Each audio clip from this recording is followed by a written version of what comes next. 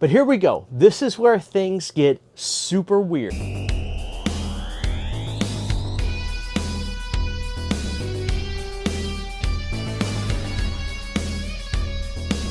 So we've talked about a number of different kinds of Friday the 13th releases that have come out, and God knows there's been some like weird ones. We've seen Paramount do different artworks for box sets on the deluxe DVDs. In some of the covers, Jason's wearing a zip-up hoodie, I believe, on Jason Lives, which is funny. And some of them actually don't look that bad, like the deluxe DVD of Jason Takes Manhattan. I actually think looks pretty good. As a matter of fact, I think on this one you can even see a little bit, maybe not so much, but I think Jason might be wearing some sort of zip-up hoodie on that one. If not, the Part 6 cover, definitely he's wearing one. But like we've covered a lot of those. But I want to go back before that. So when Friday the 13th initially hit DVD, they put out all 8 Paramount DVDs separately. They would subsequently do the Crystal Lake to Manhattan box set and things like that. But man, there are some interesting things that they did here, and this is what I want to talk to you guys about. Well, when they started this off, they were actually doing things fairly proper. They were putting out the movies with the cover art that they were intended to have. But then all of a sudden, midway through, it's like somebody at the department said, screw that, we're gonna do something totally different.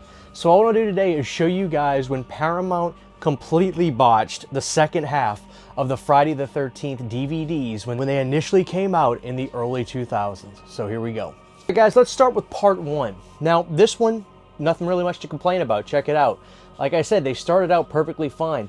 Here's Friday the 13th on DVD. This is the widescreen collection. Now, when I first got this was probably the way I watched the movie. As a matter of fact, I believe this is even the way I rented the movie when I was renting it at Blockbuster. It very well, no, it's not the copy that I got from Blockbuster. I did get some of these from Blockbuster when my Blockbuster was going out of business. But, you know, no problem there. It's funny, now they've gone back to that, like when they did the 4K, they initially went right back to using this cover art because honestly, I don't think you can beat that cover art. That cover art is great. What's not to love about that? I actually think this is one of the greatest horror movie posters of all time too, with Friday the 13th, because it's this beautiful metaphor for the film. You know, obviously this is Pamela Voorhees on the cover, and that's her silhouette, and inside of her silhouette is the woods with all the campers, signifying that, you know, she's everywhere and you guys don't realize it. You're in her world. She's not in your world, you're in her world. I love it. I think it's brilliant and I love everything about it. What can I say? Now, when it comes to part 2, I've ordered a copy of it because I thought I had the original DVD, but I do want to show you something cool. Here's the one I ordered off of eBay for real cheap. As you can see, there's a really cool vintage Paramount sticker on there. Now, I could have waited to get that to do this video, but I couldn't help myself. I just wanted to do this video because you guys know I love talking about Friday the 13th home video stuff. So when I gets in, I'll do a short or something, or at least post a picture of it on Instagram for you guys to see. But again, clearly the same way, we've got Friday the 13th Part 2 on the front there. A lot of people don't like the cover art for Part 2. I think it's okay. I think it's just a simplified version of Part 1. I clearly think Part 1 is better, but for what it's worth, you know, Part 2, there's nothing wrong with it. I like that one fairly fine. But let's move on. Again, we're still in the same ballpark right here. Everything's looking good. Here's Friday the 13th Part 3 on DVD. Classic. I love the artwork for Part 3. One of the things that people kind of have an opinion about that's interesting is the font and stuff. As you can see, we've got like this kind of wood Friday the 13th font for Part 3. I love it myself. I also really love the shower curtain.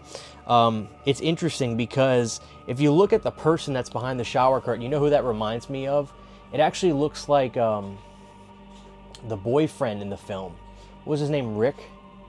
Like, look at the hair. It reminds me of him. So when I watched the movie for the very first time, I wasn't sure if Jason was going to pop up or not, and I thought maybe it was going to be this guy. Now this was the copy that I actually got from Blockbuster. Check that out. You can see the Blockbuster art on there. So again, Paramount was doing fine. Now what's the copyright date on this? 2000. 2000 is the copyright date on this. So this is how old that DVD is. I put a lot of miles on this DVD. This was the very first way I watched this film. I rented this exact copy too when I rented Friday the 13th on home video. got a lot of miles with this, and God, I just love these old DVDs. They're so cool and vintage now. And the last one before Paramount decided to get somebody in the art department who had not a clue of what they were doing was this one. Friday the 13th, the final chapter. Now, they did a great job on this DVD cover. It's just like the VHS. Look at that. Fantastic. I think what's interesting is like the original movie poster for Friday the 13th, the final chapter, looks like crap. There's nothing to it. It's just the final chapter. And they did that for part 5 as well, but I think overseas there might have been some posters where this artwork was the main artwork. I'm not sure if how many markets it was, but great artwork. And again, check this out, guys. Like I said, I rented this. This was the first way I watched this movie. As you can see, Blockbuster all over that. So what happened was, when I was buying their inventory, when they were shutting down, that is, I would say, listen, I really want these movies. Can I please have the cases with them? I don't want Blockbuster cases. Now, looking back, I probably wish I would have asked for some of those Blockbuster cases, but at the time, I wanted to own the movies in the cases. So the interesting thing about this copy right here, guys, is I want you to think about how many places this copy was at, like where it went to, how many homes it was in, how many places it was played, the history of these two releases right here. It's wild to think about. These two releases have probably been in God knows how many homes in the town that I live in, because I got this from the Blockbuster that it's in my town. It's just remarkable to think about. And now they live here, and they're very much loved. So, but here we go. This is where things get super weird. Now I have all of these to show you for the rest of the Paramounts, and it's wacky. Okay. So, now this was the first time I bought Part 5. Now, the reason I got this copy at the time instead of the deluxe DVD, which was available in 2010 or 9, I think it was 2000, it might have been late 2009 when I went to go buy this, was because this copy was used and very cheap. As a matter of fact, you can still even see the part of the used ticket that I have on it from FYE when I got it. So halfway through releasing these films, and this one has a copyright date of 2001, so it seems like they were spacing these out on DVD, because you got to remember, back in this time, DVDs were a thing, but average market value of DVDs, or the average market for a DVD person, was probably nowhere near what it would be in like 3 years, when PlayStation 2 would really become like a mainstay system and it became people's DVD player. Anyway, look at this. Part 5, they completely just changed everything up. Now they have a whole new font that they're using. There is the hockey mask that looks like Part 3's hockey mask a little bit, with red chevrons, but you've got this wood background. What were they thinking right here? What were they doing? Does that make any sense to you guys? It's hysterical. Now what's even funny is, like, okay, on the back, they do have images from the movie, and it's like, yes, they actually do have the images from the movie. But if you look on the back here, look at that. You'll see that they even put an image of the hockey mask with the red chevrons again. Now, the interesting thing about this was, when I got this, I mean, I truly thought that this was again, this was the first time I watched this movie, because what happened was, I rented the first couple on a DVD from Blockbuster, but I knew I was loving these movies, so I wanted to go buy them. So when I got this, I had no idea that this wasn't going to be Jason. I mean, I had no intention of thinking it wouldn't be, because this doesn't give you any reason not to think so. When the movie started and it was blue, I didn't think nothing of that either. I guess I just said to myself, oh, well, they just made it blue because somebody wanted to make it blue. I thought nothing of it. It was like all naivety over my head. But yeah, this one is just wacky as hell. But I can't say I hate it. Out of the 4, this may be my second favorite. Now, this is the one where it gets really wacky. Part 6's is the absolute silliest. Okay, so here we go, guys. Friday the 13th, Part 6. This is where whoever did this had no idea what the F they were doing. There's so much wrong with this. Look at this.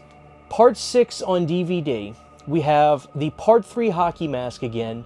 That is, without a shadow of a doubt, Debbie Sue Voorhees on the front right there. You can tell, you can see that facial expression. You remember that face she made in the movie when she was about to get those big clippers into her eyes. What? What were they doing here? What were they thinking? What? And then to make matters worse, look at this. Okay, let's see what the disc looks like.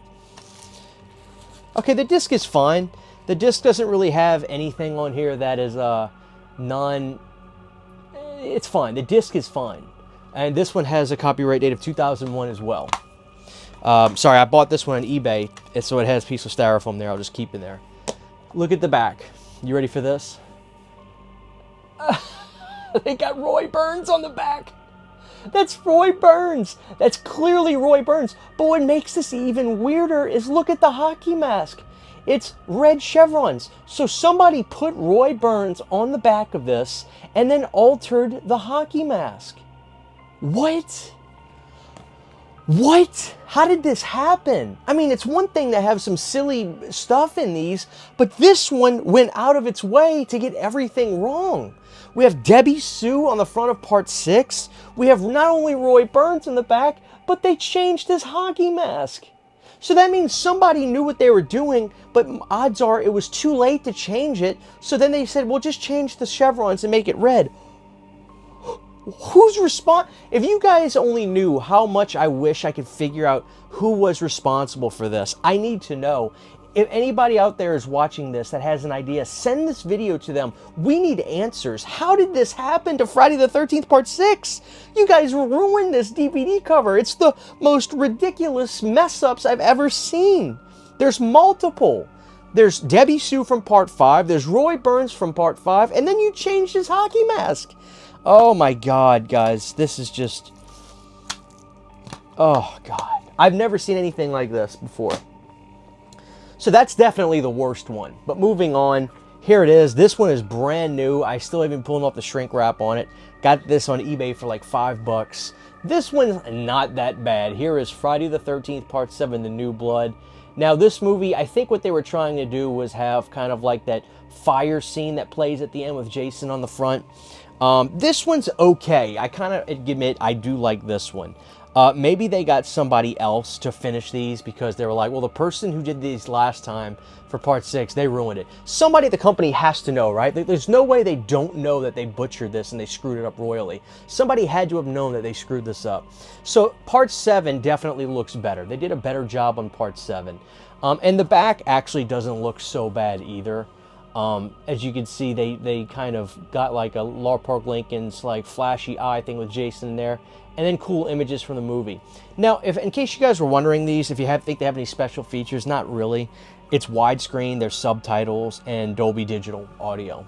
So these were before, obviously, they decided to redo these DVDs and make really nice, you know, special features for them, which the deluxe DVDs have great features. And last but not least, for the Paramount 8, we have Jason Takes Manhattan.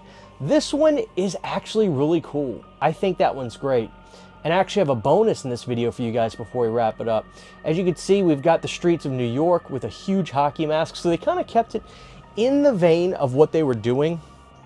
Why this isn't a clear case, I don't know. I don't know if I did this or if I bought it like this.